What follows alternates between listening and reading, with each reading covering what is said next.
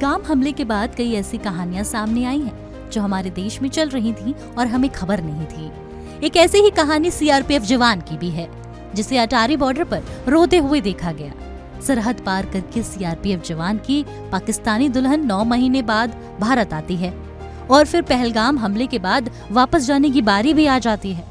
जम्मू कश्मीर में तैनात सीआरपीएफ के जवान ने पाकिस्तानी लड़की से ऑनलाइन निकाह किया। वीजा नहीं मिलने की वजह से जवान और उसका पूरा परिवार पाकिस्तान नहीं जा सका। इन दोनों का निकाह पिछले साल जुलाई के महीने में हुआ था। अब करीब 9 महीने के लंबे इंतजार के बाद मीनल बाधा बॉर्डर पहुंचती हैं। बॉर्डर पर अपनी पत्नी को लेने मुनीर पहले से ही पहुंच जाते हैं। 1 मार्च को मीनल अपनी ससुराल पहुंचती है, लेकिन उसे केवल 15 दिन का ही परमिट मिलता है। अब आप सोच रहे होंगे कि कैसे मिले होंगे मुनीर और मीनल। मुनीर के परिवार वालों ने बताया कि 1947 में भारत का बंटवारा हुआ। इसी में मीनल के परिवार वाले पाकिस्तान चले गए। मुनीर के परिवार ने मीनल के भारत आने पर बताया कि बहू सभी के तरह कानूनी अड़चनों को पार करने के बाद भारत पहुंची। सभी एजेंसियों की तरफ से भी परमिशन ले ली गई थी।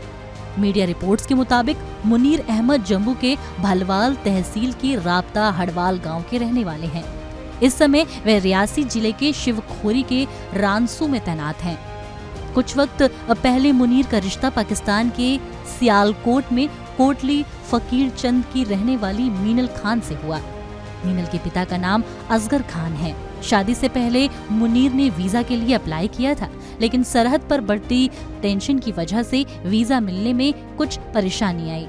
मीनल ने बताया कि उनकी शादी उनकी बुआ के बेटे से ऑनलाइन निकाह के जरिए हुई।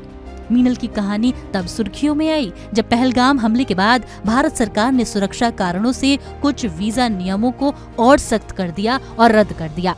मीनल का कहना है कि उनकी शादी पिछले साल एक भारतीय नागरिक जो कि सीआरपीएफ जवान है उससे ऑनलाइन हुई, लेकिन हमले के बाद उनकी भारत में रहने की अनुमति रद्द कर दी गई, जिसके चलते उन्हें पाकिस्तान वापस जाना पड़ा। बॉर्डर पर सीआरपीएफ जवान की बीवी काफी भावुक नजर आई। सुनिए। बेकसूर लोगों की जाने गई हैं, लेकिन उन सब में हमारा तो कोई कसूर नहीं है ना। जिस तरह अब हमारा वीजा 9 साल बाद लगा है और अब एकदम से हम जो उन्होंने हमें रूल्स बताया हमने उन पे फॉलो किया है। एलटीवी के लिए भी हमने अप्लाई कर दिया था जो उन्होंने टाइम की लिमिट बताई थी, और अब एकदम से वो हमें बोल रहे हैं कि ये जो सब कुछ हुआ है इसकी वजह से आपको रिटर्न करना है। साल तक हमने इंतजार किया, फिर हमारी ऑनलाइन शादी हुई है। मेरी फुप्पो के बेटे हैं, मतलब बुआ के बेटे हैं मेरी।